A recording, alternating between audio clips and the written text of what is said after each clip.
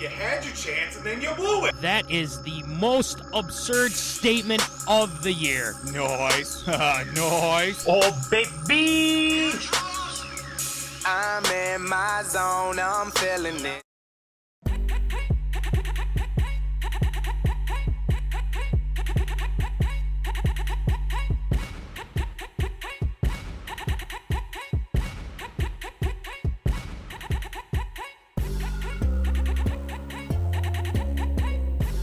Live from Rock Solid Studios in Granite Falls, it's time for MinneZona Sports, live with DJ Matty C. and Paul the Shield Vold.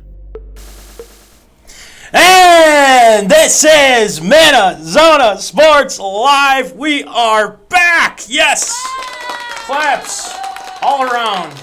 Episode 70. Episode 70. And we got to start this off with some breaking news. Hashtag Krill for Calder is complete. Dollar Bill Krill has won the Calder Trophy, because why the heck not? We're starting off the show like that with Dollar Bill Krill. But without further ado, I'm your host, DJ Matty C, a.k.a. Matt Callahan, a.k.a. Callie, a.k.a. Matty C, etc., etc., etc. And all the way from Woods and Shore Studios in Aiken, Minnesota, Paul Volt, the Shield. What's going on, Shield? Dude, social media has been blowing up in the last 15 minutes with Kaprizov winning the Calder. I am stoked, over the moon. The last 24 hours have been fantastic. So much we need to talk about here on the good side of sports here today. Yes, and you know, it's already the start of the week. It's been busy, but we're here. We're ready to talk about sports. We had to move the show to Tuesday. Maybe Tuesday might be our show. Who knows? Any day of the week with MinneZona, we like to enjoy. And, you know, obviously with this guy, Dollar Bill Krill. So, yes, sir. We just added even more to our Tater Tot hot take, because we're going to actually be talking about Wild anyway, because there was more big news before the Krill news as well. So we're going to get into that. We're going to talk a little Twins, and then table topics. We've got some very interesting ones for tonight, especially involving Super Bowls. So yes, you got to make sure you're staying with us. And then ARA, Voldy's got the awesome stories as usual, so be tuning in for that. Ethan says, kudos to Kaprizov. Exactly, and that's where we're going to start our Tater Top hot take with Kaprizov, so we'll go with that. But, yeah, Voldy, shall we? Let's get it going with some Tater Top. Let's get it going, man. Whoa, hot take.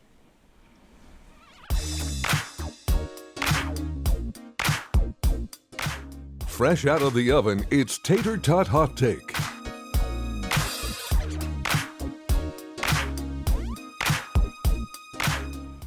All right, Voldy. Obviously, you know, I don't have a lower third because this just happened, but we can adjust. So, Voldy, your thoughts on Dollar Bill Krill winning the Calder Trophy? What do you think? It was no question. I mean, if the only way this was going to happen is if Gary Bettman literally said no. He's a smart businessman, and he saw plenty of dollar signs, hence Dollar Bill Krill, to say that, you know what? Let's give the kid the trophy, even though, you know, he played 5 years in the KHL, which is a superior league as well over Russia. But I mean, there's no way that he would have not won the Calder Trophy. You know, they had that Robertson guy down in Dallas, but, you know, he kind of tapered off a little bit towards the end. The Wild making the playoffs, that certainly does help as well. And the fact that, you know what, the kid was just money down the stretch for the Wild, and that certainly did help, especially getting them back after a couple of rough patches in the year, starting off the year the way that he did in his debut, scores the OT winner against the Kings. I mean, there was no other way that this year was going to go, barring, you know, significant injury, that he wasn't going to win the Calder Trophy. And you know what, at the end of the day, we can rest our hats on that. First ever player to win the Calder Trophy as a Minnesota Wild player as well. So that's always something nice to throw in there as well. Exactly. And, I felt like this was a no-brainer, and everyone else thought that too. I mean, I just didn't think there was a guy, like you said, the Robertson guy. Not like Dollar Bill Krill. I mean, the guy put in the work. He was the catalyst to this Minnesota Wild team, and honestly, he was technically, like you said, he played in the KHL. It's like, well, technically he's not. Well, it's still his first year in the NHL. It doesn't matter. This was an absolute no-brainer. Dollar Bill Krill, our guy, is just, he's money, man. Just the dollars, everything. Dollar Bill Krill. So we already got the zoners chiming in here, Voldy. So let's get to it. Yeah. Ethan says, "What do you guys make of Krill's off-the-cuff comments about being reluctant to sign another contract with Minnesota?" There's been some speculation, and I know I've been following a lot of things on Twitter, but I don't want to believe anything on Twitter. There's a lot of people talk a lot on the Twitters, all right? But Voldy, I'll start with you. What do you think? Yeah, I think it was very interesting that so early on in the process of him making those comments too, especially going into, hopefully a full off season to the point where, things are starting to be getting a little bit more serious here down the stretch because, we're already into the Stanley Cup playoffs, and the next thing you know, it's going to be July, and then, off season camps and training camps, mini camps and all that for the Wild too. And, it's going to be very interesting to see. Bill Guerin is going to have this offseason to work with, and, right now things are looking a little bit interesting to see, how much money in the cap space. I mean, we already talked about some pieces he's brought in Ray Shero a couple weeks ago, and, see what kind of moves are to be made, see who gets dealt and shipped off and everything. I found it interesting that he was so vocal already early on in the process to, put himself in that situation currently. Right. And I think it's going to work itself out. I think the Wild have to, I understand from a business perspective, the Wild have to, figure out what, works for them. But what's also fair is that the future of the franchise is staring you right in the face. Right in the face. And especially him winning the Calder Trophy. I mean, you have to give him that all the money you can. Now, you don't want to have it be like just, eating up all your cap space and, things like that. But, this is how negotiations go. And some negotiations, it's not all sunshines and rainbows, okay? Yep. And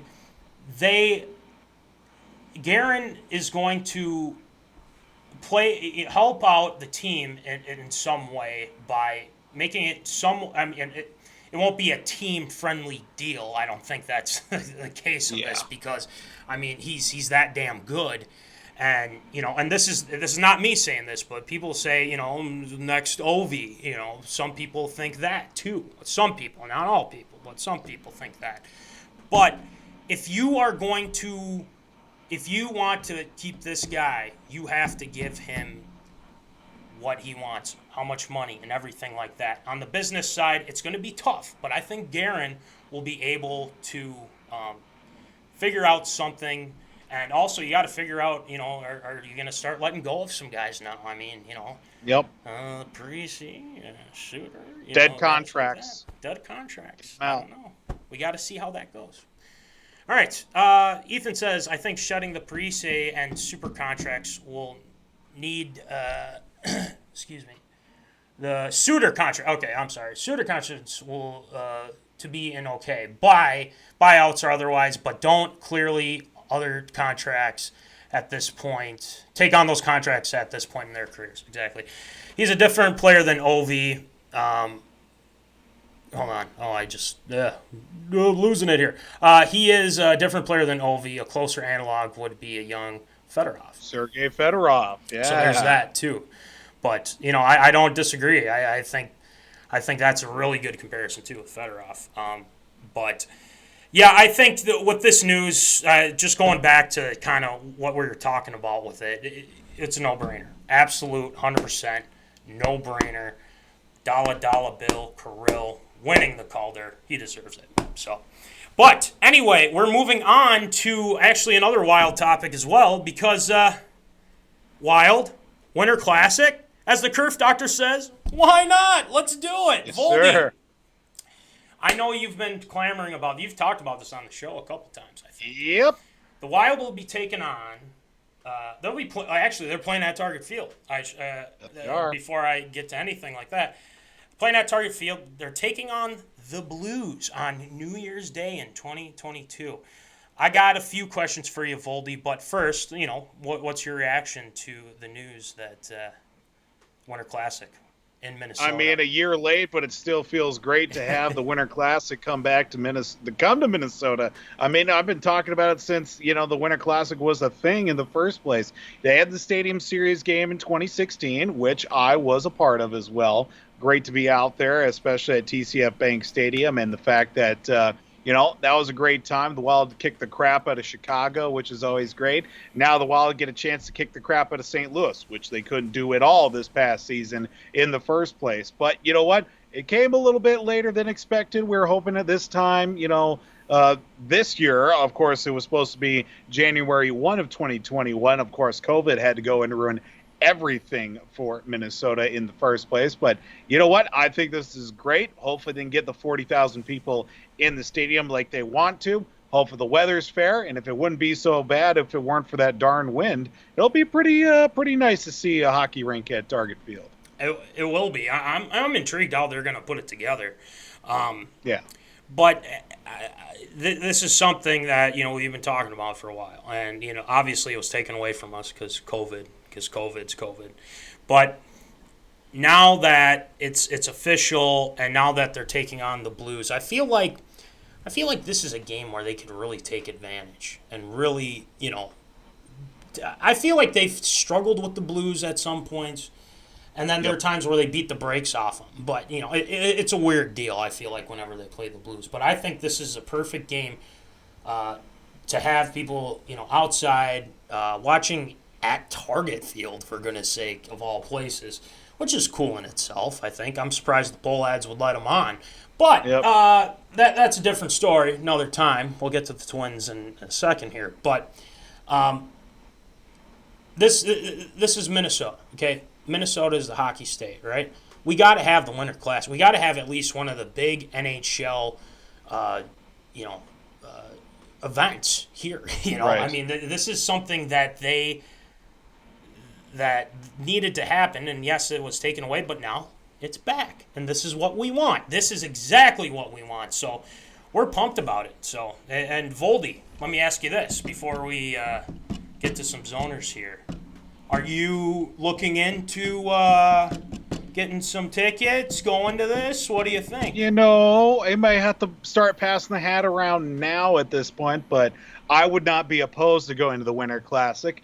Me, myself, Jimbo, and DJ, we all went down to the Stadium Series game. There are a few others that tagged along with us as well. Matt Hall was there, among a few other people. And you know what? It was a pretty good time. I certainly enjoyed myself. It was a little bit on the colder side, but you know what? That's all that it's a part as well. The only downside of it, it's too bad that it's not going to be, I don't think it's going to be part of Hockey Day Minnesota. It's the unfortunate part. But you know what? Maybe some reshuffling of the schedule can maybe get things realigned for that to happen too. So you know what?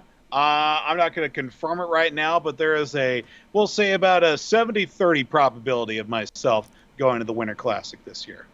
Yeah, I mean, let's see. Let's get it going here. Let's go, man. I think for one, having it at, like I said, having it at Target Field's great and whatnot. Yeah. But yeah, it's the temperature. Obviously we're Minnesotans. We're used to the cold temperature and whatnot. Right. But I hope it's not a below zero night, because it is right in January. So I hope that's sometimes you have a warm January, sometimes you don't. Just get all huddled together and maybe have ourselves a nice little ice bowl game or something. Yeah, exactly. Well, Ethan's going to the Winter Classic apparently. There you go. Alrighty. Well, I'll see you there, Ethan. Yeah. Totally.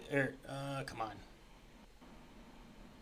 There we go. Totally agree, Matt. More U.S. players come from Minnesota than any other state. Damn right. See?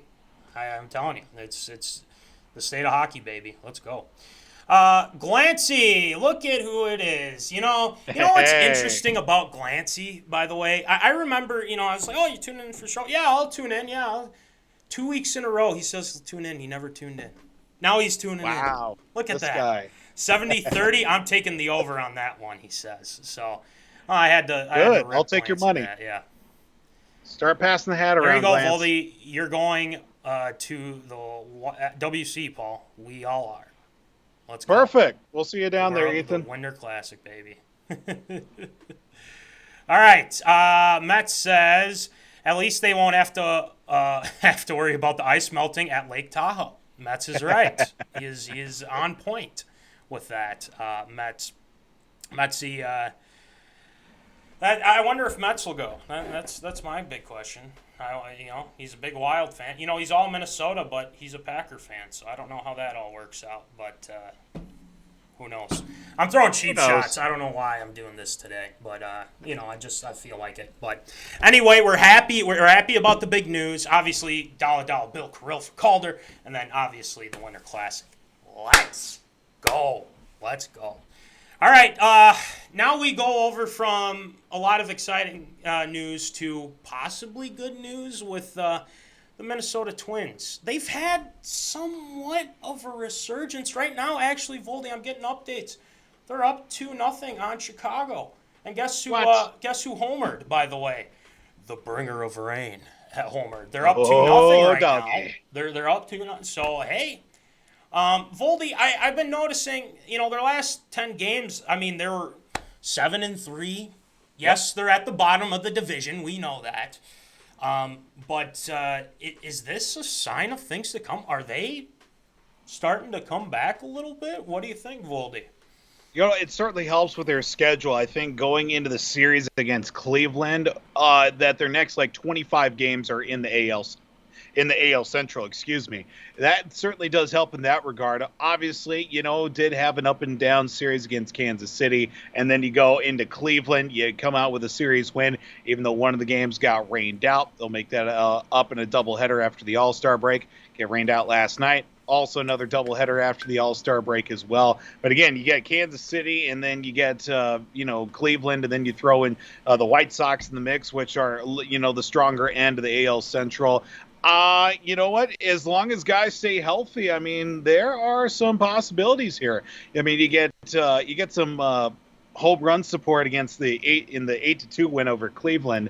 Andrelton Simmons, Josh Donaldson, Nelly Cruz starting to swing a hotter bat as well. Yep. You get those guys swinging at the ball. As long as they stay healthy, there is a possibility. Now it's just the back half of the rotation that is going to need to see a little bit more effectiveness as well. You saw Jay Happ the other day get a nice start as well, going 6 innings and just giving up 2 runs as well. That's kind of what the Twins wanted out of him at the start of the year. There's been some bumps on the road. Guys are starting to come back. I think Pineda's due for a rehab assignment coming up soon. As long as the farm system can keep giving guys at bats and we can plug them in as soon as they can, I definitely want to say that the best is yet to come with the Twins. Voldy, I said this on Twitter. I'm already kind of. I know that I've said that the Twins are pretty much dead in the water. They're not going to be where we think they are, yada, yada, yada. All that stuff, okay? Mm-hmm. Now, I'm not going back on that statement. Not yet. I still think there's a lot that they need to do. Now, I could bring up, the thing is I can bring up so many things about, okay, well, what's with the pitching? What's with the injuries? Poor decisions by Rocco. It's. I think they can. It's a matter of the guys who they signed is what's going to take them to that point. Voldy, you said this before. They get guys that were good 5 years ago. 5 years ago, and they show that there's something, but they're not. They can't really fully grasp it. They can never kind of. Get it figured out, and they don't. Exactly. And that's the frustrating part of all of it. And, the relief pitch, is it the coaching? Is it I don't know. I just know that Uber guy has been terrible. Has been awful. I don't know. Yeah. I think it's time. I'm sorry. I think it's time to move on from Uber guy. I'm serious. Dobnak. Wow. I had to say it. I just his ER. They said he made adjustments and things like that, but Right. I just don't see it. I'm sorry. I don't see it with him. That's the big thing. And if Donaldson stays healthy, and if some of these maybe they're buyers at the deadline. They're never buyers at the deadline, so don't be surprised if they don't do anything. FYI. Nope. But that's something we gotta put into perspective. So we'll see. Let's get to the zoners. Ethan says, what about the Twins relievers? How do they stack up to the rest of the league? What do you guys think? Oh, they've been trash. I mean, I have to say it. They've been trash. I think when I did School of Logic, I think they were like 25th in the league, and they've given up like one of the most hits in the MLB. And they've been, the relief pitching, we don't even know who's the closer anymore. I mean, that's how, messed up it is.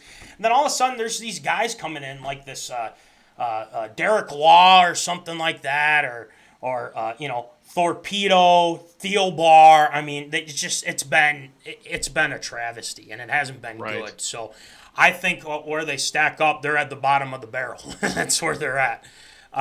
Twins have a great chance to make a push to take back control of the AL Central. Players are getting healthy now that the bullpen will be under the microscope. Literally what I just said. And Glancy is 100% correct. So, and then Glance says, also JD, Josh Donaldson, I assume, is lighting a fire in the clubhouse, saying what needs to be said, not they want to hear. Very important.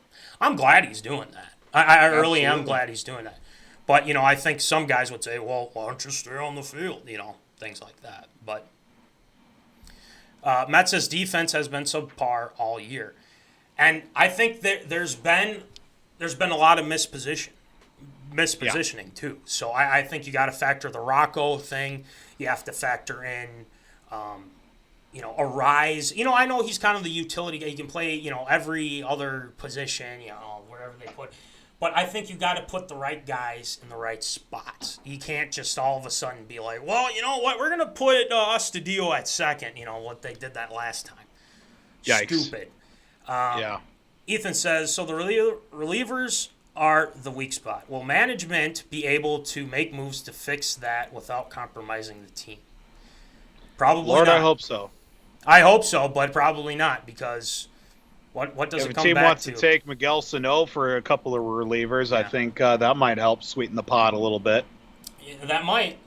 And Buxton. Look, as soon as Miguel started getting hot, I said, look, this is going to help the Twins at the deadline, because I think the Twins are done with Miguel Sano. There's just no way he makes it out this year as well. I'm just saying. I'm just throwing that out there. I think this is if Sano starts swinging the bat good towards the trade deadline, the Twins got to just get rid of him. Just sell while the iron is hot, and let the other team that gets him learn what the Twins have been looking at for the last 6 years. It's just, ugh. There's good streaks, and then there's really bad streaks with him. Yep. And that's what you get. That's what you get with him, and that's the sad part about it. Oh, easy A. Poll ads won't spend money to make the team better. Oops, open up another can of worms. I'm not going to go there tonight just because we already know. There's no reason to. I just don't. If the Twins make a push, odds are they will sit put and see what happens. Okay. That's usually what they do. Get rid of Sano. Not consistent. Yeah, I agree. Thumbs up, Ethan. Good. I think we're all in agreement here on this. All right. Glancy has a question. Then we'll move on to some table topics. We got some really cool table topics this week, by the way. Question is, do you rebuild at the deadline, or do you work to build on what we have? Could go either way. It's a great. I can't believe Glancy came up with a good question here. That's for once. For once. But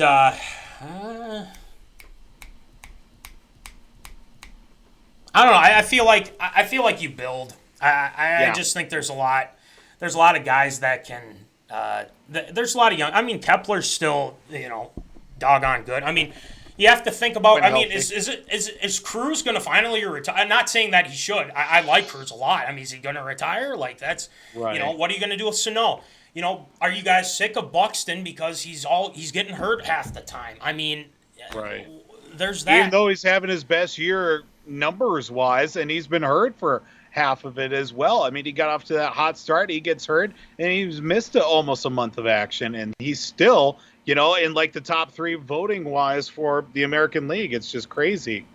So, yeah, I don't know. I think with Buxton, I really do like Buxton. It's just I'm just so sick of him getting hurt all the time because I really want him to I want him to be a Twin. That's the thing. I know. I don't know. Maybe they have to look forward and say, you know what, we gotta move on. But I don't know. I feel like whenever he's in the lineup, good things happen. So maybe I think there's a good possibility for a resurgence, and I'll eat my words. I'll say, okay, I was wrong, and then all of a sudden, they go on a run. But hey, we have to remember they have to get beyond round 1 of the playoffs, which is hard in itself. If the Twins are going to go and be buyers at the deadline, they're going to have to go all in. I think this is the year that they have to. Otherwise, Sano's probably on his way out. I'm not 100% sure. You're probably going to lose Sano for sure. Either in the offseason or at the deadline as well. Yep. There's a bevy of moves to be made. You got young guys that are knocking on the door that aren't getting any younger. Kirilloff being one of them. Whether you're going to put him in the outfield or you're going to put him over at first base as well. Donaldson, I don't know how long they're going to keep him happy with the current contract and, the state of the team as well. You got 9 guys that want to play the infield. You got 20 guys who want to play the outfield. And you know what? You just got to start making moves here. And if the Twins are going to go in this year, they got to go all in right from the shoot. Couldn't agree more. So, but Glancy says, hey, I'm a great baseball mind. To an extent. But, he's good.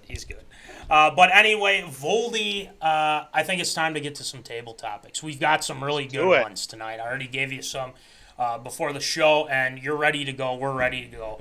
And not only that, but the zoners are ready to go for it too. So, let's get it going with some table topics. The tables have been set. It's time for MinneZona's Table Topics. All right, it's time for some table topics. Zoners, Voldy, we've got a good one tonight. We got a couple good. We got 3 of them. They're dope. I love them. And they involve some interesting things. And obviously there's facts to every one of these facts, or cool little tidbits, I should say, to these cards. But one of them involves Super Bowls. But we'll wait on that. I want to save that because I think the zoners might have a lot to say about it too. Okay. This one's kind of more of an open-ended one. It's not really, I mean, it can be sports related with this one, but it's quite good. So Voldy, zoners, in the comment section.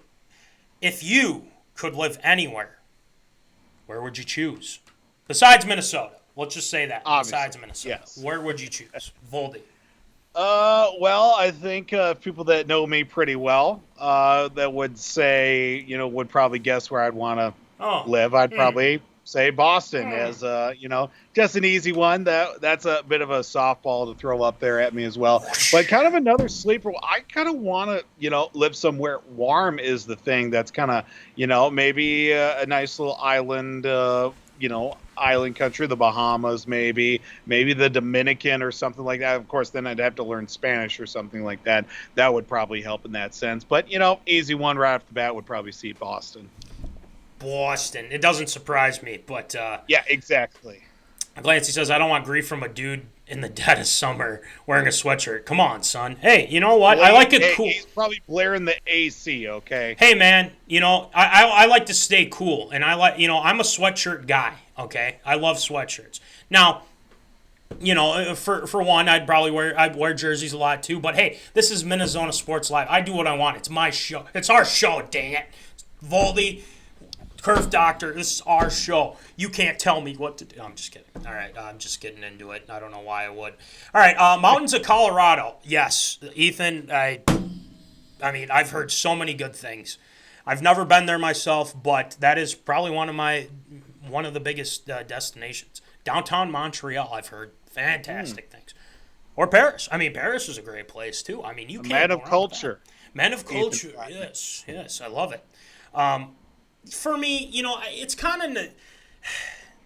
For myself, it's kind of nostalgia because when my grandparents were still around, they had a kind of a summer. They rented this summer home in Florida, and when we were kids, you go to Disney World, you go to all these Universal Studios, all that stuff. But it's the weather, and it's always sunny, the beaches, and there's just so much to do down there. It's crazy. And now hurricanes is a different deal. I mean, I wouldn't want to mess with that. But then you don't have to worry about snow. You don't have to worry about you don't have to snow blow or anything like that.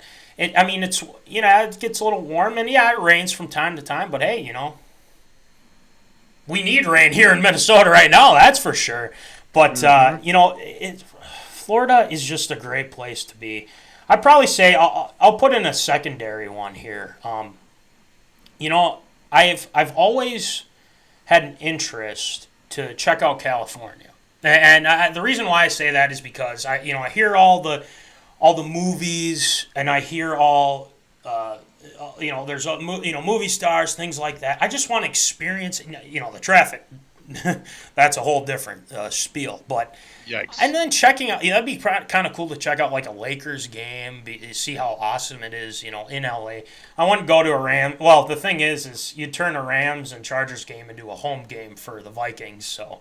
There's that to look at as well. But I've been to Nevada, in Las Vegas. The Strip. I'm sorry, I wasn't a fan of the Strip down. It wasn't the best. But outside of Nevada, there's a lot of beautiful places, though. I will say that. But I'll go with Florida and California. Just kind of go with that and see where it Arizona goes. Would be another sneaky one for me. I've taken enough baseball trips down to Tucson. Not bad. Maybe Phoenix, Mesa area. I don't know. I have a good friend that lives in Arizona, and she's loving it. Absolutely loves it. So awesome. There's that. I know you meant Maddie, so I know it's not Marty, but there's actually some people that have done that. I mean, typos, things happen, right? You need to go to Colorado. It's amazing. It's amazing. And I know, I really do. I really want to go, Ethan. I really do. So. All right. If I had to pick, I would move somewhere near Dallas. Football is the top sport, and you can see all these line up and these up-and-coming new talent. Yeah, and then, Jared Jones do his thing, right? Vegas sucks. City of broken dreams, right? Now that the Wild and the Knights are kind of like, sworn enemies now, too, so... Yeah, I don't know. Vegas is not impressed. Myrtle Beach, South Carolina. And I've heard fantastic things about that, too. So, I believe Double Trouble. I think Caitlin's been there. I think she's been to Philadelphia. See the Rocky statue. I've been to Philly. My uncle lives in Philadelphia. I've been to Philly. It's nice, but, there's still those Eagles fans that we don't like to. Not a fan. Not a fan of the Eagles fans. Not a fan. Only specific people. Obviously, specific people are fine. All right. Anyway, this is kind of a weird one. I don't know where this fact gets into this here, but America's fittest cities. Okay. Starting at number 5, San Francisco. I can see that. All right. Yeah, a little bit. Number 4, the B that you're wearing on your head, Boston. Number 3, we're talking about Colorado. Denver is number 3. Yeah, all right. I can see it. Yeah. Number 2, Minneapolis, St. Paul. Minneapolis, St. Paul. I don't know about that one. Maybe I could be wrong. Apparently people ain't been eating enough of their tater tot hot dish enough to, I bet, hey, we're on the board somewhere, so. Yeah, see what you did there? A little bit, yeah. Then number 1,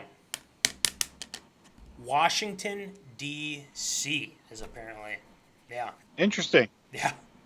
So, all right. Washington, D.C. is the top district. one. If you want proof, here it is. Washington, D.C., Minneapolis, St. Paul, Denver, Boston, San Fran. This is according to American Fitness Index. American of College Sports Medicine, apparently. Didn't know that. Well, there's what you got. Eagles fans are just above Dallas fans, which are at the very bottom. Trash. Yeah. And Aids fans, too. They're trash. Charleston, South Carolina is a nice place. Historical port town of the South. Yes. I've known some people that have gone to Charleston, too. So there's a whole lot of places we'd like to be. But I don't think I'll get to many, not too many, hopefully at some point. I'd like to go back to Florida at some point. But yeah, anyway, definitely. Yeah. Anyway, let's move on to our next one. Ooh. Now, this one, I think, this will get the comment section going a little bit voldy. I think, I don't know if we did this during the Sports Zone back at SMSU, but I don't know. What's the hardest job in sports? Boy. There's a lot it's a lot to take I know in. we did like the easiest one or like the best job in sports or something like that here on the show, but the hardest job in sports. Boy, I would have to say, being an equipment guy for a major league franchise, like some of those hockey, because I've heard some war stories about how some of the hockey equipment guys or whatever. I mean, as soon as a team goes from city to city, you're coordinating with that team. You're coordinating with their equipment guy, making sure everybody's got their stuff packed and things of that sort. But, I mean, there are just – those guys are the unsung heroes. Trainers as well for them. I mean, there are some guys that work day and night and maybe get only a few hours of sleep, and the next thing you know, you get up and you do it all over again. They're there 3 or 4 hours before the game. They're there 3 or 4 hours after the game as well, because those are definitely one job I do not envy, but also a job I would love to be a part of as well, because you're a part of the team. You're there. You're right in the middle of it. Your hard work does not go unnoticed, and it's one of those jobs that you don't get a lot of praise for, but there are a lot of guys that definitely know that you're working your tail off and are certainly appreciated as well. That would be the hardest job, is being an equipment guy for a professional sports franchise. You mentioned the trainers, you mentioned all that. I mean, those are the hard-working people that like if someone's injured, they work with that. The player or person or person on staff, and things like that. So no, I don't disagree. I think that's very, I would probably say, and this is, I'm not saying it's the hardest one. I'm just saying it's not an easy gig. Being a general manager. Yeah. I mean, you are constantly being. I mean, you're either praised or you're criticized, and I'm sure there's fair criticisms of a lot of GMs. I mean, Slick Rick. I don't think there's been anything too bad to say with Guerin. Rosas still kind of figuring things out. But it's a job where you have to be on your toes all the time. And if you want a certain player, if you want...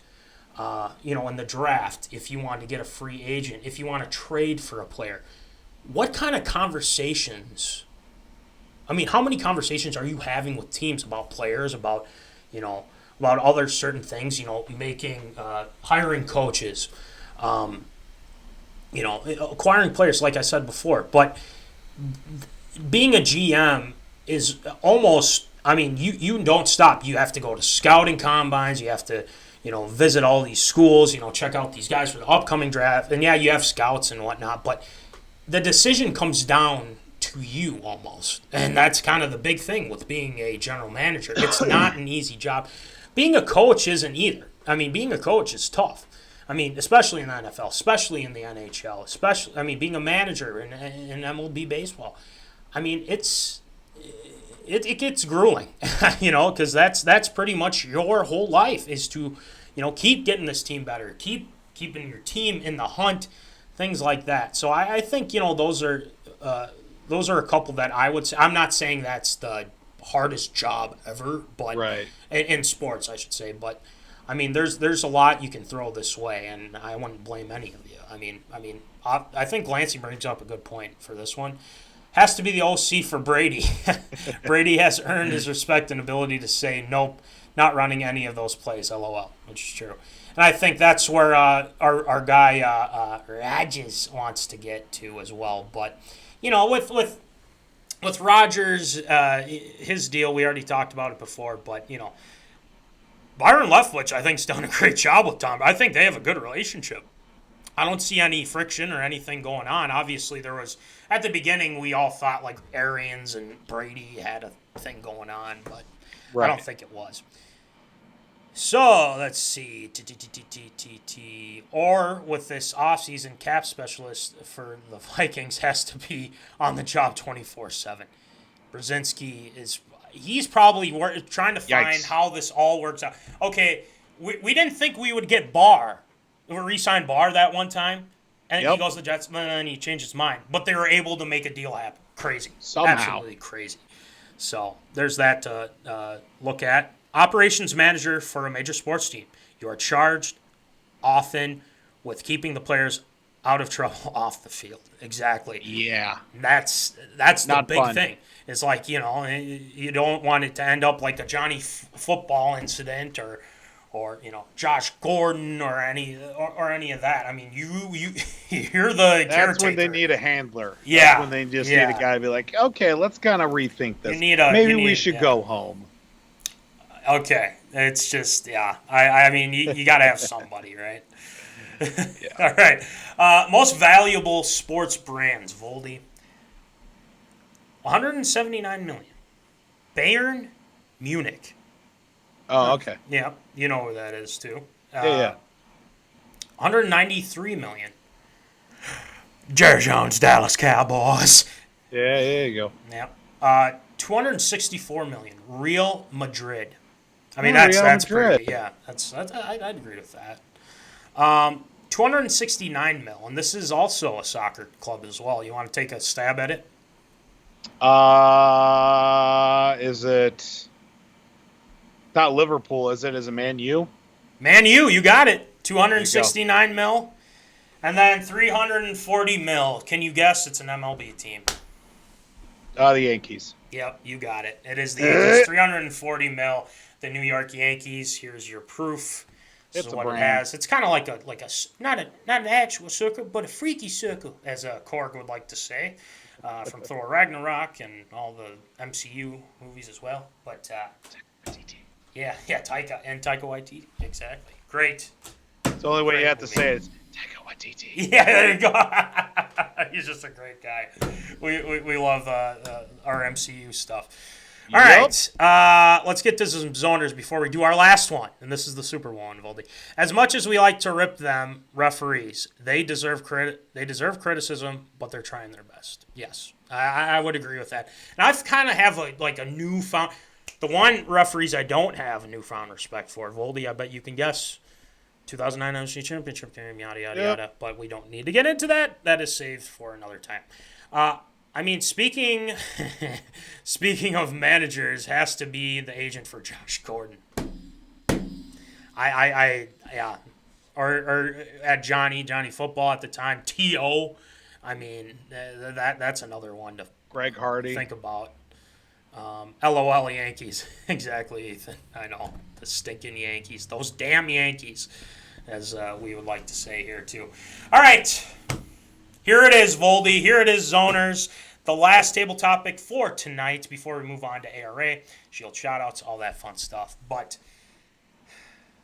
there's a couple you could go with here, Voldy.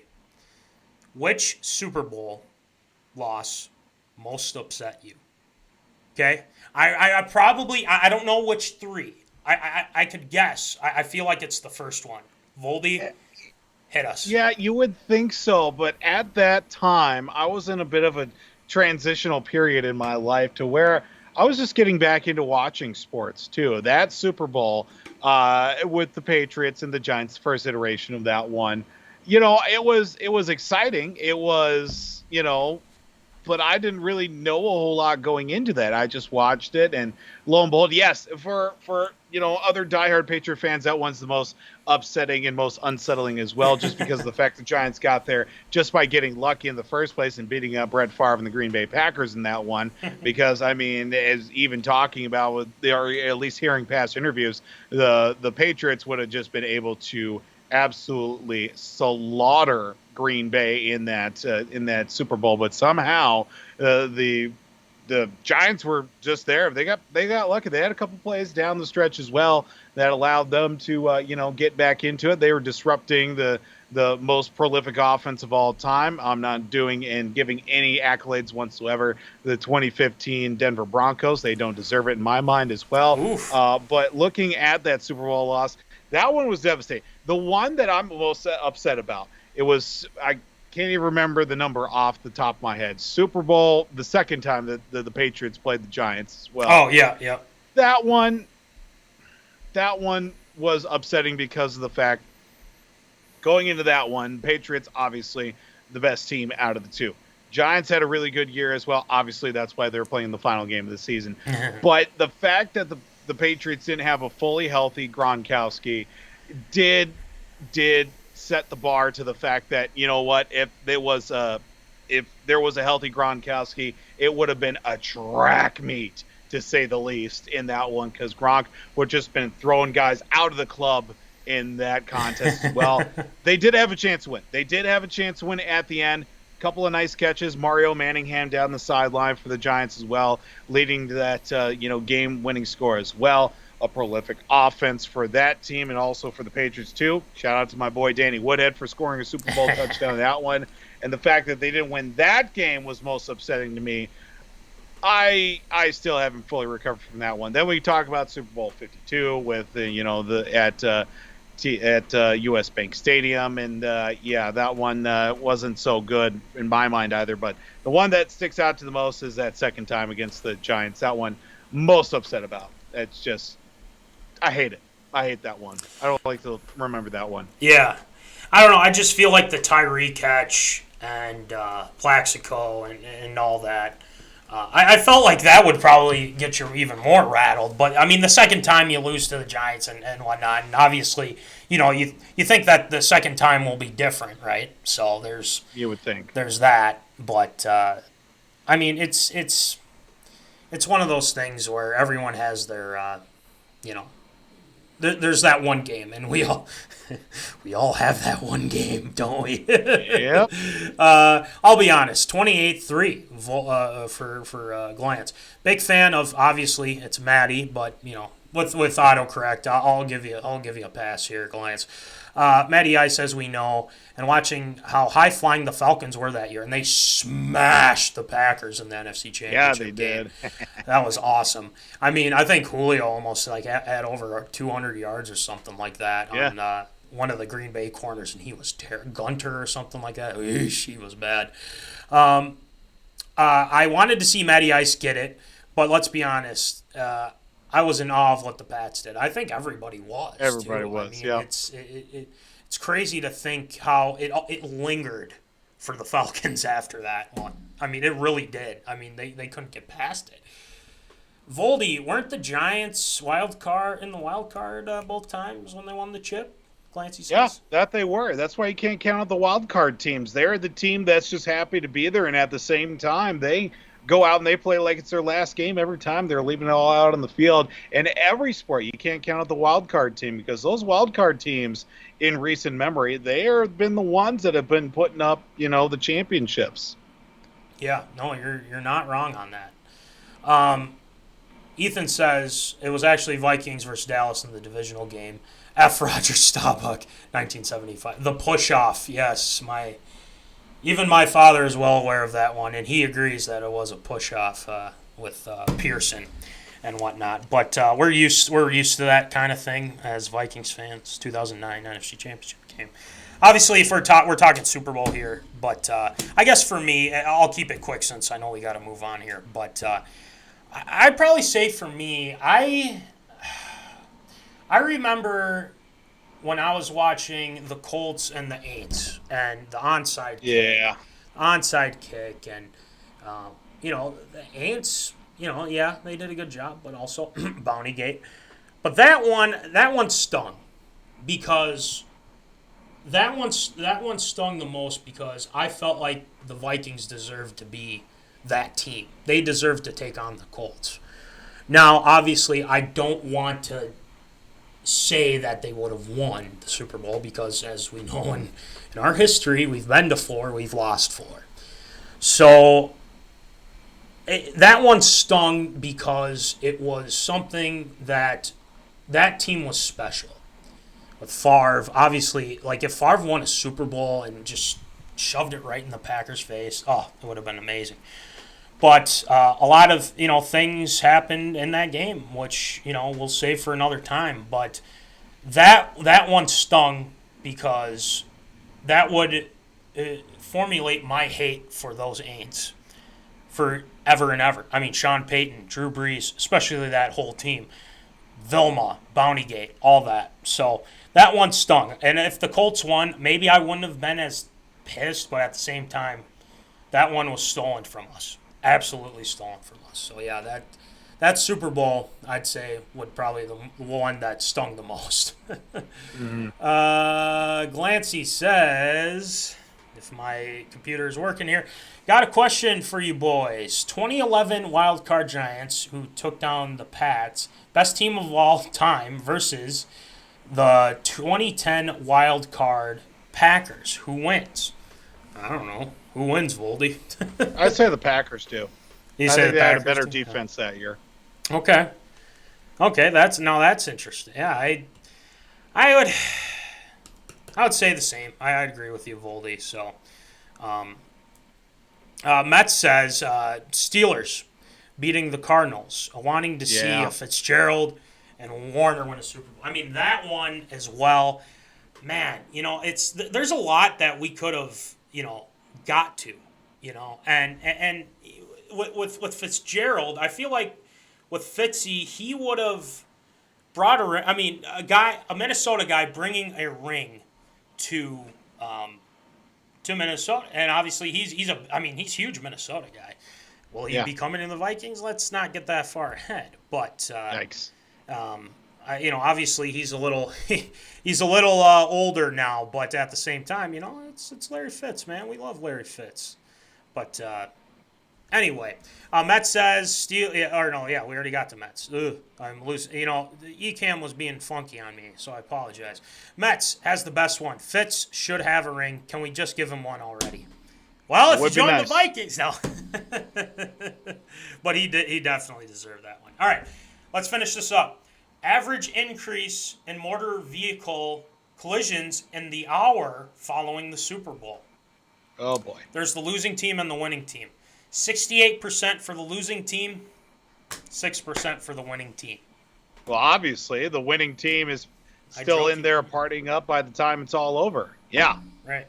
So by the time they get out of the locker room, go back to the hotel, get back on the bus, it's probably 2-3 o'clock in the morning. Yeah. Nobody's on the road at that time. Yeah, exactly. No one's on the road at that time, and obviously we don't want that to happen because obviously we want people to be safe and whatnot. But I've never lived to watch a Vikings Super Bowl loss, but I've heard about it. I've been through it, but I wouldn't get into a vehicle. I'd cried myself to sleep. Right. Something like that. So, it's too fun. We all love table topics. I'm glad we could do this again, but we'll do it down the road. But we got other things going on too. So, Voldy, it's time for Absurd or Approved. We've got some College World Series we're talking about, All-Star Game with baseball, NFL stuff, and NHL. A lot of mix here with ARA tonight. So let's get it going. What's up? Absurd or Approved? It's time for everyone's favorite segment, Absurd or Approved.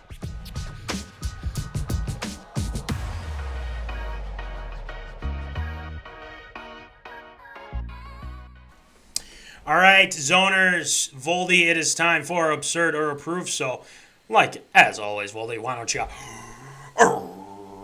rattle them off for us, please?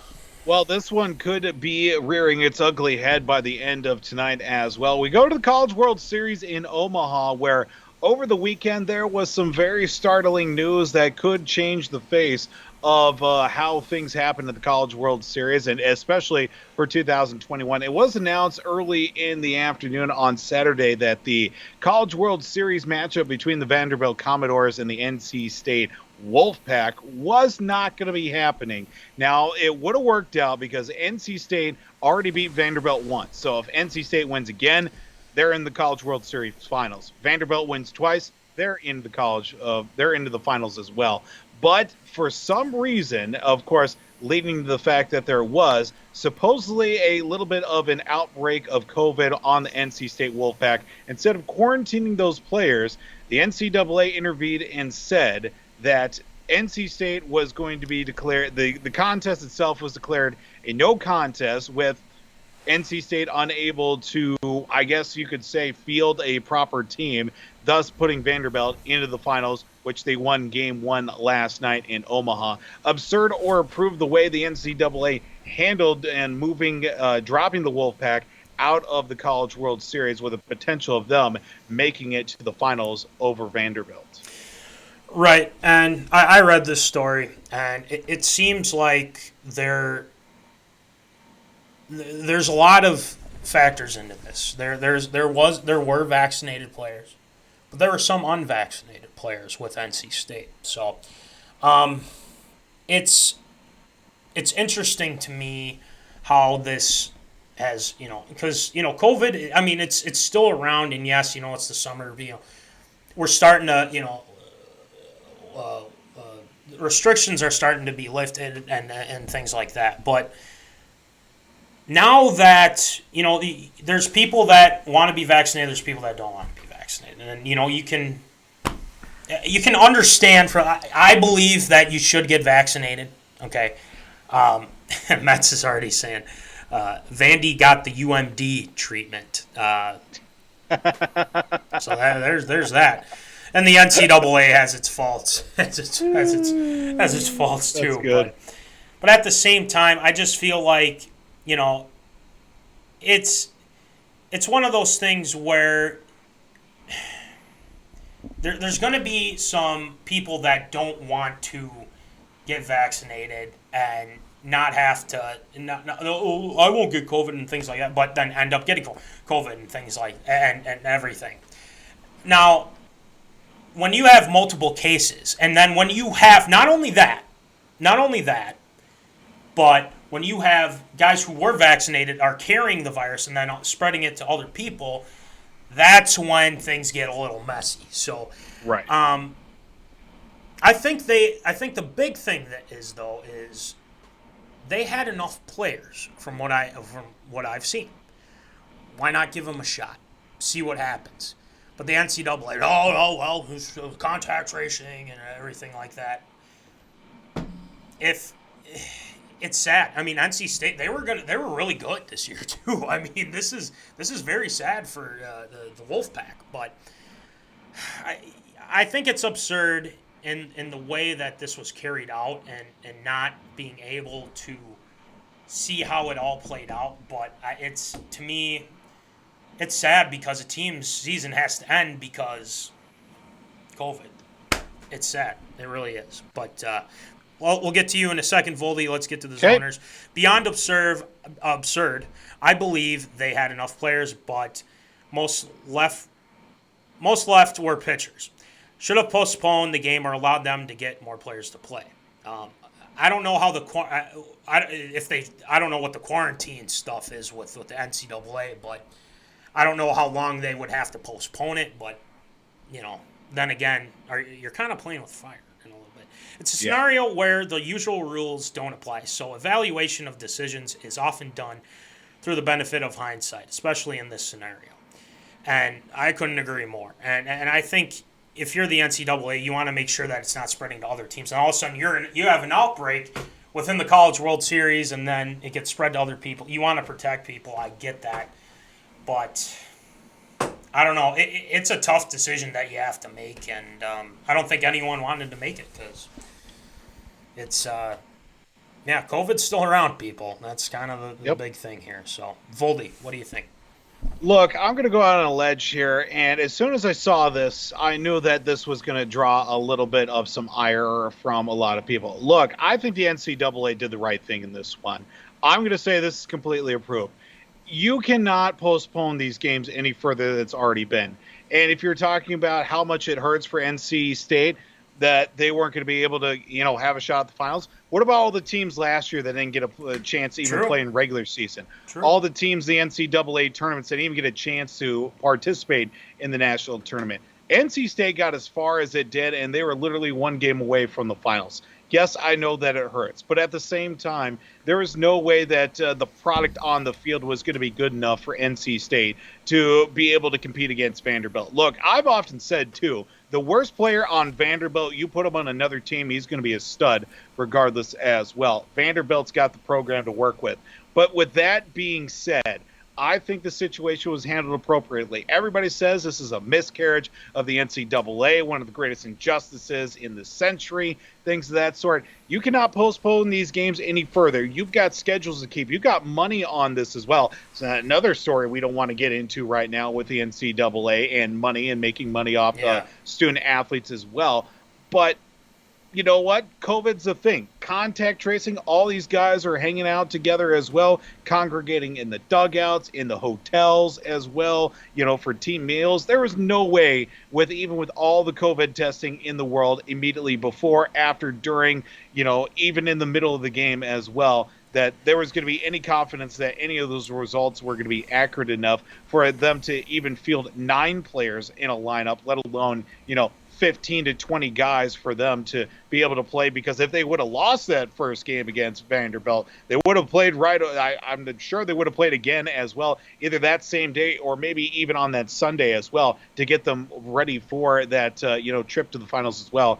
That's just all I'm saying. I think the NCAA did the right thing. It sucks because of the fact it had to go this way for NC State, but you know what? COVID's a thing. You get COVID, whether you're vaccinated or not, it just ends up that way, and, well, you know what? They just gotta have to live with it. Everybody just needs to shut up and move on about it already. Oof. Wow. Lot said with that one. I mean, I agree. I think you just got to look at it from the perspective of, keeping people safe, and then how it's going to affect other teams. So, right. I don't know. COVID's still a thing, people. Just putting that out there. So, all right, next one, Voldy. Well, it was finally announced here, of course, with Major League Baseball having to move the All-Star Game from Atlanta to Denver, that this year the All-Star Game is going to have a little bit of a different look. The All-Star Game, the Midsummer Classic, if you will, taking place in Denver, Colorado, will actually feature all players wearing an All-Star uniform at this year's game, as opposed to their team's own uniform that's been part of the All-Star Game since it began back in the 1930s. Major League Baseball being the only sport as of now that has had this kind of be a part of the game as well. Each player wearing their own individual uniform for said team in the All-Star Game as well. But now moving on to this year around, they're going to represent the league as opposed to their own teams as well. Absurd or approved Major League Baseball switching things up with the in-game uniforms for the All-Star Game. Well, I got to say, Voldy, these look kind of sick. I'm not going to lie. I like the white one, and Ohtani's they have one for Shohei Ohtani, and obviously the Angel one. I like it's a dark, and it's a navy blue. Then the hats. I like the hats. The hats look pretty sweet as well. Here, I'll see what I can show with the iPad. Don't hurt yourself. No, I'll try not to, right? But how does this work? But yeah, I mean, these look pretty cool. Obviously, check it out. I think, Voldy, are you going to get a hat, or is that the deal here, or what? I might look into it a little bit. We'll see. Okay.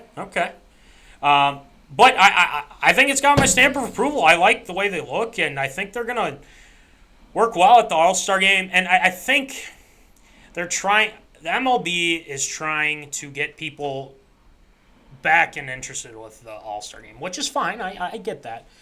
But, honestly, Voldy, I don't think I've watched inning, at most an inning with the All-Star game in a while. I mean, it's just, there's really, you get home field advantage for whatever league wins, but it's just, I don't know. There's just, it's lost a lot of its mojo a little bit. I don't know. That's just my opinion, but I think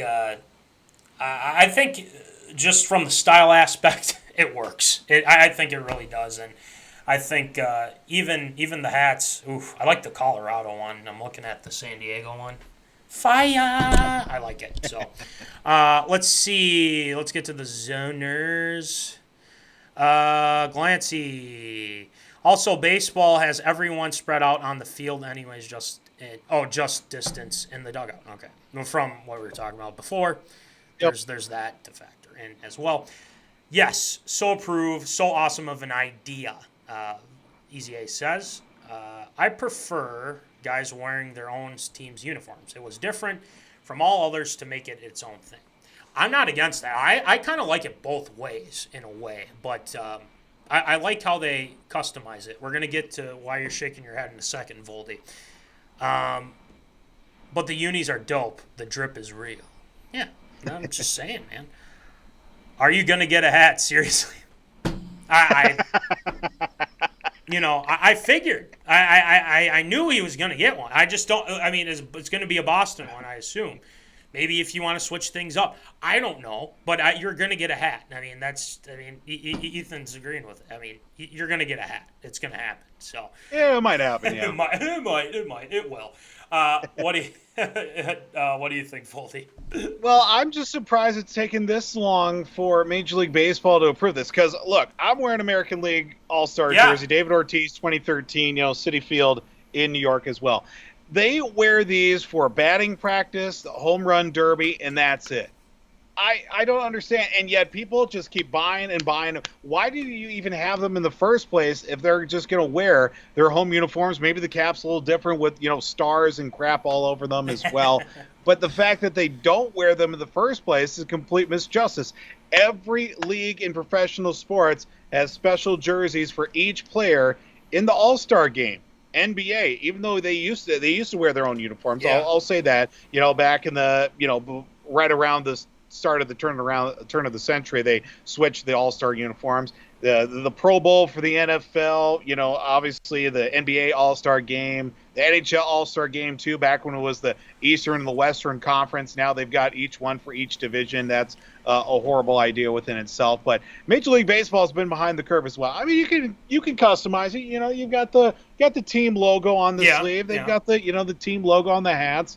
I completely think it's approved, and a lot of people aren't a fan of the All-Star uniforms this year, unfortunately, because it doesn't even reflect Colorado's colors. They're purple and black, and we're looking at navy blue, red, and white, and I don't get where that all came from. Maybe that was the original idea when the Braves were going to host the All-Star game, and they didn't have enough time to turn things around for Denver. It's unfortunate that, because, see some of the teams rock some purple, maybe some black uniforms. It'd be very interesting to see, but I think it's got my stamp of approval for the All-Star game to use these, All-Star uniforms instead of the actual team uniforms themselves. Yeah. No, I mean, it's got my stamp of approval. Absolutely, 100%. I think some people are just so picky on, just because they want to be on the socials medias, and, that's fine, but... the question is, will Voldy get a Tatis Jr. All-Star jersey? That's a very swaggy jersey to have. If that was going to be the one. Yeah. That might be the one, I think. That might be the one. But, well, I guess we'll have to – you just got to let us know when you get that All-Star Game hat. So we'll we'll be looking into it, that's for sure. We'll be looking into that. That's what we want to hear. So, all right, next one, Voldy. Well, ask and you shall receive. 13 months from now, we'll be talking about the NFL and the reintroduction of alternate helmets with throwback uniforms. The NFL did approve a plan in which they will allow teams to start wearing alternate helmets with their throwback uniforms starting in 2022. This has been a fight for some teams since 2018, and thus bringing back the good old day memories of the Kelly Green Philadelphia Eagle uniforms, the creamsicle Tampa Bay Bucks with Bucko Bruce on the side of the head. Of course, the classic red, white, and blue Patriot Pat on the New England Patriots, even the oil stack for the Tennessee Titans and the Houston Oilers looks. This has been something that's been lobbied for quite a few years, but also the NFL does have some guidelines as well. The second helmet can only be worn with these so-called classic, alternate, or color rush jerseys, and all players have to be fitted for them before training camp, according to a memo reported by the league as well. Is this absurd or approved? And which one are you looking most forward to bringing back of the throwback helmets going into 2022? Oh, there's a lot that I'd like to. I think the Bucks one is definitely a big one. Glance already mentioned it. The Pats one is a classic as well. The Oilers one has always been a good one too. Yep. Yeah, there's just so many. The old Seahawk one that they had.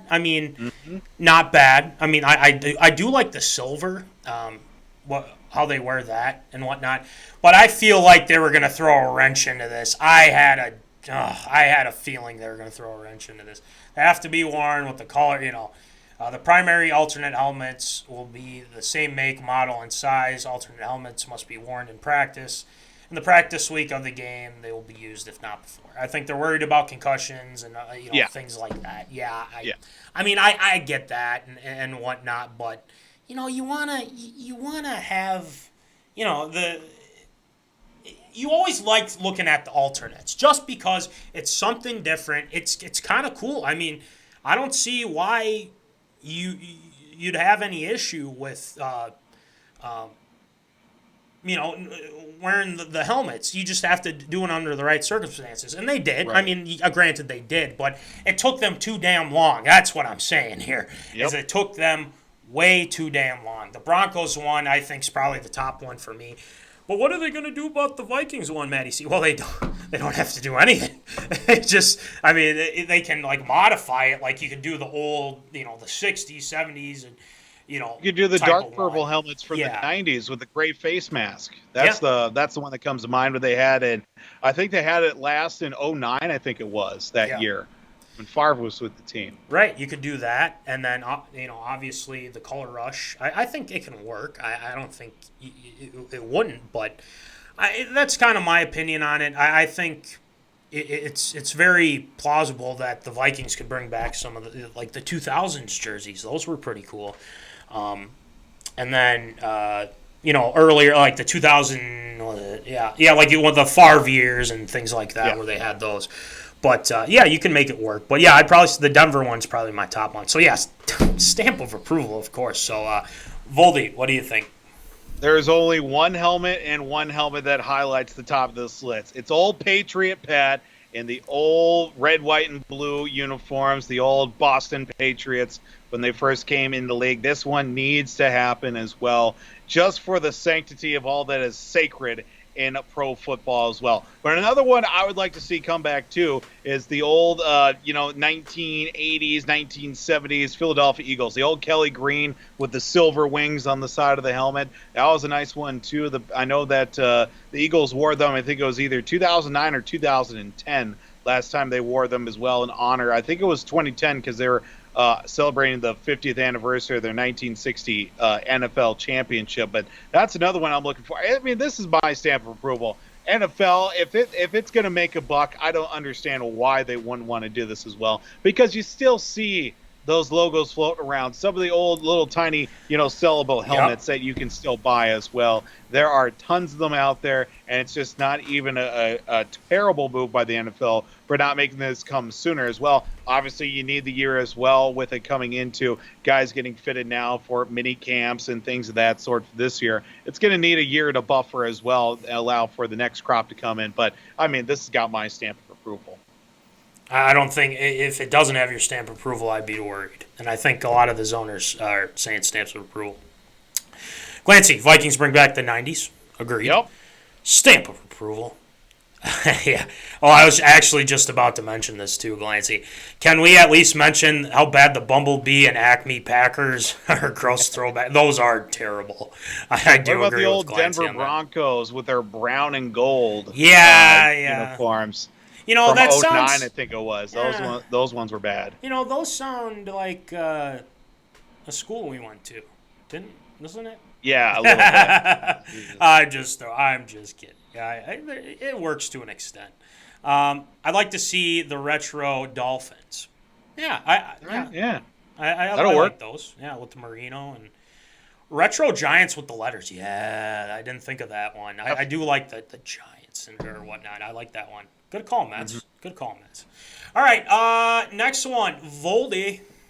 Well, it was sticking with the NFL that it was earlier informed this past week. The NFL has informed its teams that it will start accepting bids from cities other than Indianapolis to start hosting the annual scouting combine beginning in 2023. So 2 years from now, quite possibly another city will be hosting the annual scouting combine as well. And, looking at it as well, obviously this being a big opportunity, not only for the players coming into the league that year, but also for some of the area businesses as well, media relations as well, even teams coming in with some of their scouts, coaching staffs and front office people as well. It's going to be a big moneymaker for whichever city does draw, set attention for the scouting combine. Obviously, whether being a cert or approved, what's it going to take for Minneapolis to be able to host the NFL combine?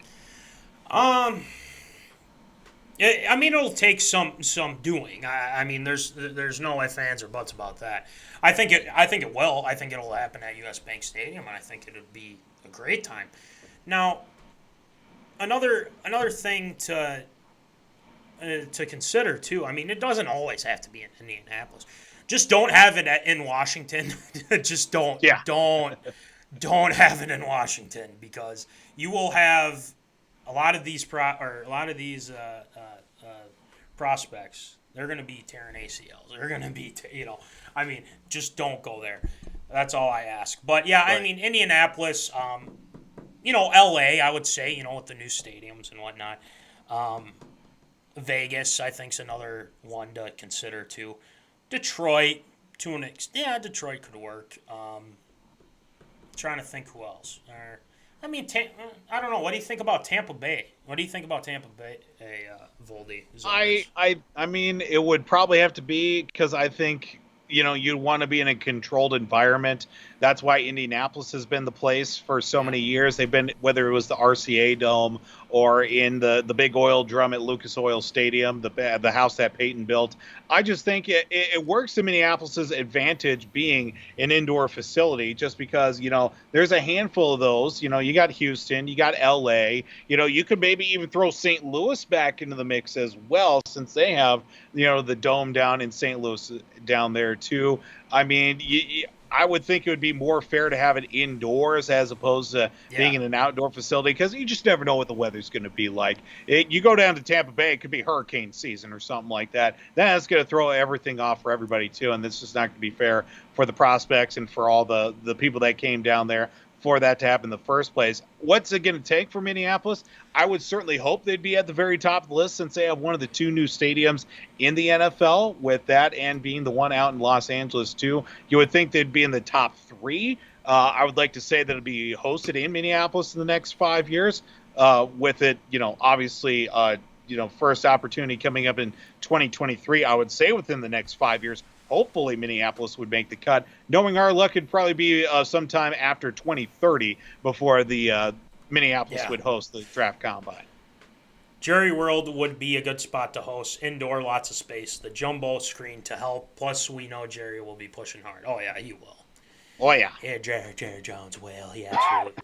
Maybe New England. I was thinking of that too, Voldy. New England wouldn't be a bad place either. I think that the field's nice and whatnot, so right. I don't know, maybe something outdoors, but depending on I think you have to, weather permitting too. I think you got to make sure that it's not like snowing. I mean, you can't get good reads on guys if it's snowing or something like that out. But depending on how things go. But yeah, I'd say, it's got my stamp of approval. I think it'd be nice to see, a different place than Indianapolis. I mean, Indianapolis is great no matter what, but I think it does a good job. But I'd like to see something different. I don't know. Tundra or nothing? Yeah, no thanks. We can throw that idea in the trash. Moving on to our last one, Voldy. Well, it was announced earlier this week, or at least conversations are being held here, of course, with the beginning of the 2021-2020 Olympics in Tokyo coming up here at the end of next month, that, the 2022 Winter Olympics in Beijing are only 8 months away, believe it or not. And, well, that's a bit of a concern for NHL Commissioner Gary Bettman, as he was quoted as saying that there are real concerns whether players will be able to participate in the Winter Olympics coming up in February. As Gary Bettman did know last time the Winter Olympics did happen in Pyeongchang in Korea, well, the NHL wasn't there to represent Team US, to represent any of the teams from any of the players as well, that they were either amateurs or there were pros from, other leagues as well that weren't under the control of the NHL. Of course, Bettman did say that time is running short for the NHL to commit for the 2022 Olympics. Next season's schedule is due to be locked in somewhere between the end of the Stanley Cup Finals and the NHL Draft, which is set for July 23rd. So within the next 3 weeks, we're going to find out when the NHL schedule is going to be coming out here in the first place. Of course, Game 1 did happen last night with Tampa Bay defeating Montreal. Suck it, Canadians, in the first place as well. But looking at this as well, is it absurd or approved that Gary Bettman and also the NHL not going to be, participating in the Olympics this go-around? Voldy, I think we should switch this up. I'm going to throw it to you first, all right, okay? Because I want to know your thoughts. You're the expert. What are your thoughts on how Bettman's been handling this? So, absurd or approved? Right. I can see it from two sides. I can see it from Bettman's side, and I can see it from a fan perspective. Starting first with the Bettman side, during that 2-week stretch where the Olympics are going on, the NHL season is paused. Guys are either A, getting rest up and getting ice time wherever they can, or even sometimes that the NHL players are actually playing in potentially either other leagues or they're just, playing against other guys as well. In that sense, too, I see Ethan's. I know. Wow, he's getting you going. He's a Canadians fan, so I got to give it to him a little bit as well. Look, I don't want Tampa Bay to win either. I hate both teams. I'm just picking the lesser of two evils.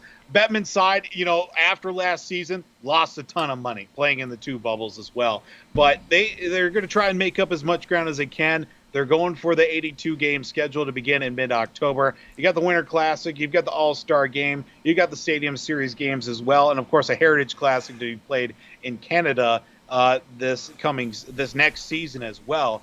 I can see it from that side.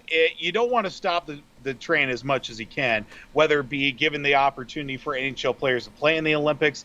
He doesn't want to see that happen just because of the fact it's going to hurt the NHL's bottom line, and also give the opportunity for maybe the next crop of talent to showcase their stuff on a global stage and help grow the game of hockey this time over in China, which has slowly been introducing more hockey as of late with the NHL too, with some help for there and the NHL. But from the fan perspective, I want to see the best players from the U.S., Canada, and all the hockey powerhouses, Sweden, Slovakia, the Czech Republic, Finland. I want to see them duke it out for a gold medal. Is it going to happen? I'd like to see it. Is it going to happen? I don't know. I want to say that it is, because after 2018 happened, the NHL did say that they would allow their players, the NHL agreed to allow its players to return to the Olympics in 2022 and 2026 as part of a 4-year extension of the collective bargaining agreement that they struck with the NHL Players Association last summer. So if they don't allow them to play, they're going to be, in breach of the collective bargaining agreement, which is also going to possibly lead to a lockout and strike as well. Oh boy. So I think for Bettman's perspective, he's either going to let this happen or he's going to have to, break out the billfold and start, handing things out to the Players Association, because I'm sure there are a lot of guys after 2018 that either had a shot at making the Olympics or this was going to be their last go around to make the Olympics. you know what? They definitely want to play for their country. So I think it's absurd that Bettman is kind of dancing around the subject right now. Yeah, and I just get the feeling that not a lot of people like Bettman, and it's been pretty apparent here from knowing people that love hockey like you, Voldy, and Blake Hawker and Ethan as well. But I just feel like, from, like you said, a fan perspective, you want to see the U.S. versus Canada. I mean, that's the game, that's Canada versus USA. And what I remember, I think it was back, oh my gosh, I think this was back at SMSU, USA versus Canada. I think that was going on. I think that was, or it was 2014 in Sochi. Yes, in Sochi, yes. And, oh man, it was, I can't remember who won, though. I think, was it USA? I don't know. We'll have to Which look game it are you up. talking about? Are you talking about the Russia game? Yeah, the Russia. Yeah, it was Team USA. Yeah, darn right. TJ Oshie, Captain America. Oh yeah, that's right. That was great. Kovalchuk, 75 rounds in the shootout. Oh my gosh, that was a fun game. I remember watching that too. But yeah, we want to see that, and it's been so long since we've seen something like that. I mean, that's the game you want to watch, and that's the game that everyone wants to see too. So seeing the NHL stars go, I mean, trying to get as many in the USA and whatnot, and then Canada is always Canada. They have Sidney Crosby, back in the day, and all these other guys, Patrick Kane. I mean, just crazy. They're just. I hope. My hope is that they can work out a deal, but it seems like Bettman's not going to let him do that. So, unbelievable. I just, you know what? Can we start a campaign to get rid of Gary Bettman, or what? Can we? I would love to be a part of that, but I think Bettman, if he's a smart enough businessman, he'll let them do it. Yeah. 2-week break in the regular season is a lot better than the last 20 games of the season being, locked out or to strike. Had been striked on because of the fact that in breach of the collective bargaining agreement. I think Bettman is willing to look past that, and you know what? Maybe a 2-week break would be good for the guys that aren't being a part of the Olympics, because you know what? That maybe lead to a much better run in the playoffs as well for a lot of teams too. True. So I guess we'll see what happens, but hopefully we'll see. Anyway, all right. Before we move on, we got one more. Bettman always calculates business versus how far he can push the players. So there's that to factor. Any way to make a buck, just like old Roger Goodell. There you go. All right, so Voldy, we got to get to Shield shoutouts. There's a good number of Shield shoutouts. We had a big batch last week because you were gone, but now we've got a good chunk tonight. So I'm looking forward to some Shield shoutouts. So let's get it going with, obviously, some Shield shoutouts. Shield shoutouts.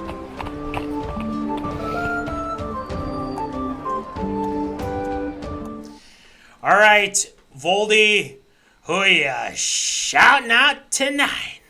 Well, first off, I do want to give a big Shield shout-out to everybody that did come to Case's baptism on Sunday. Yes, Case was baptized at St. Paul's Lutheran Church in Litchfield as well. Thank you to everybody who did come out and celebrate with us, everybody that helped out with, getting everything set up, and everybody that came down.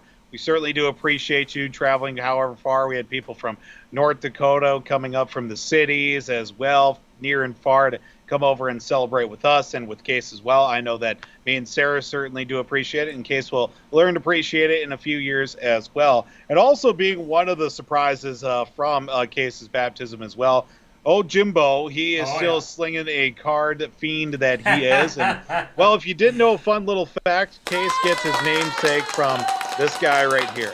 That's right. For the Case keepers.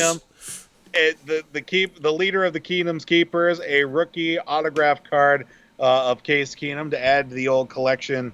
We'll probably give it to Case one day, but for right now, I'm just going to hang on to that right now. That's right. A rookie card as well to add to the collection. So big shout out to Jimbo and for everybody for coming out to Case's baptism on Sunday.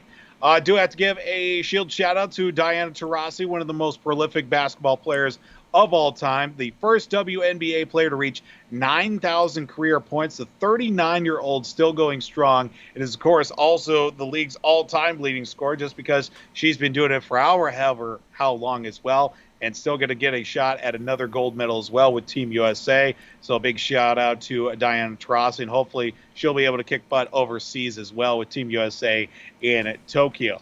Speaking of the Olympics as well, a couple Minnesotans that will be represented as part of Team USA Women's Gymnastics. Suni Lee and also Grace McCullum representing not only Minnesota but Team USA as they were named members of the gymnastics team to join the GOAT, Simone Biles, as well for Team USA. Going to be a heck of a ride over there in Tokyo, but definitely going to be a lot of people in the North Star State that will be cheering for Team USA Women's Gymnastics as well. I do have to give another Shield shout-out, and, of course, a player that did wear a Patriots uniform in his time, but most notably known for his time in a Broncos uniform, as we wish a happy retirement to wide receiver Demaryius Thomas, who decided on Monday to announce his retirement as a member of the Denver Broncos, finishing his career as the Broncos' second-time all-leading receiver, 9,055 yards, just behind Rod Smith, and third all-time in catches with 655 receptions in a Broncos uniform. So happy retirement to Demaryius Thomas. Probably won't be too long. Maybe we'll see his uniform number hanging up at Mile High Stadium in Denver as well. I mean, they retired Peyton Manning's number, and he was there for like 4 seasons. Yeah. So you would imagine that Demaryius would be able to, get his number retired. And we do want to send out a happy and safe, happy early Canada Day to everybody out there tuning in, and also a happy Independence Day coming up here over the weekend as well. July 1st, that is Canada Day. Independence Day for us Americans, that being on July 4th. We wish everybody a happy, safe holiday weekend coming up, and a happy Canada Day to everybody over the border as well. That's going to do it for Shield Shoutouts this week. All right. Just another great edition of Shield Shoutouts this week. And, the Demaryius Thomas, I felt like it's just there, when he left the Broncos, it just, he never got anywhere. Never the same. Yeah, it just never was the same. And, it's a bummer because I remember with Demaryius, Wes Welker, Eric Decker, one of us, I should say, that was a good combo. I what was the big tight end? It was Julius Thomas. Yep. Yeah. Orange Julius. And another guy who didn't do anything after he left the Broncos. Yeah, he went to the Jags. That's right. Yeah. I called him Orange Julius because they'd wear they wear the orange shirt, and it's Orange Julius. But hey, whatever works, right? But things like, especially Thomas. I mean, that was a surprise. I was like, I thought he'd try give it another shot, but hey, when it's time, it's time. So, anyway, great job as always with Shield shoutouts, Voldy. Thanks, sir. And then this is the part of the show where we try to get you guys to get some stickers. We got stickers. Yeah. We got plenty of stickers. $2, $3. Small ones are $2. The big ones are $3. Got mine as well. If you guys want some, we've got some. Okay, if you want more, we can give you more. We got plenty to give to the zoners. And also thank you to Crown Rental, Tyler Knutson, our guy, National Fleet Graphics for the stickers. They're fantastic. And then also big shout out to W2 Performance. They're fantastic. Will Rattel doing a great job with them. Sure. The Barbell Nerds podcast. We've been in talks. Rattel knows. We're working out something. Hopefully after the 4th of July. So we'll be in touch with Mr. Rattel. But and then also he's got the stickers. Boom, $2, just $2. Talk to Rattel, you can get that. And then also shout out to Jack's Junkyard coming back live. I saw not too long ago. Things seem to be going well and whatnot. He has apparel now, so you guys can check that out. Go to Jack's Junkyard, Jack O'Keefe. And then also Breaking Into the League podcast with Sam Gabrielli, Ryan Martin. It's available now. They're taking a little break, but they are willing to meet up with us to do a little crossover. So I think we can make it happen. It's all hockey. They talk about the up-and-coming guys, but they'll talk some Wild. They'll talk some Avalanche, too. So there's a lot going on with Breaking Into the League broadcast. Check them out on Spotify. Check them out on Apple Podcasts. So it's a good time. Good time. But anyway, Voldy, Zoners, thanks for sticking with us. I know it was kind of short notice, but it was a great Tuesday show. I thought we had a great time. Absolutely. I had a great time. Voldy, did you have a great time? I think. Absolutely. I mean, Tuesday, we were put on the spot a little bit, and everybody showed up and showed out. I mean, I'm pretty happy with it. Kerf Doctor's birthday on Monday, by the way, too. Yes. So thanks to Happy the Kerf belated Doctor. birthday. Shield shout out to the Kerf Doctor. Exactly. The Kerf Doctor as well.